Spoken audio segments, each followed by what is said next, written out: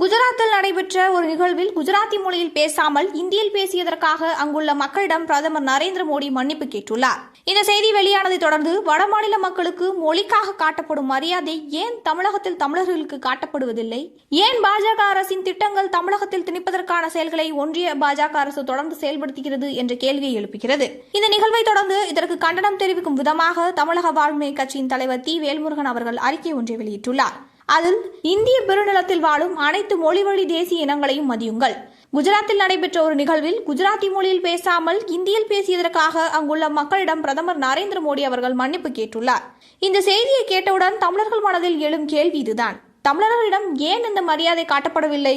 தமிழ் தமிழர்களின் உயிர் மொழி, தமிழரின் பெருமையும் அடையாளமும் ஆகும். ஆனால் கல்வி, வேலைவாய்ப்பு, போட்டித் தேர்வு, நிர்வாகம் என்று எங்கு பார்த்தாலும் ஒன்றிய அரசால் இந்தி திணிக்கப்படும் சூழல் திட்டமிட்டு உருவாக்கப்படுகிறது. குஜராத்தில் மாநில மக்களிடம் மொழியின் மரியாதைக்காக மன்னிப்பு கேட்கிற பிரதமர் இந்திய பெருநிலத்தில் வாழும் பல்வேறு மொழிவழி தேசிய இனங்களையும் மொழிகளையும் உணர்வுகளையும் வாழ்வுரிமைகளையும் கூட அவ்வாறே மதித்து நடக்க வேண்டும் என்று தமிழக வாழ்மை கட்சி வலியுறுத்துகிறது.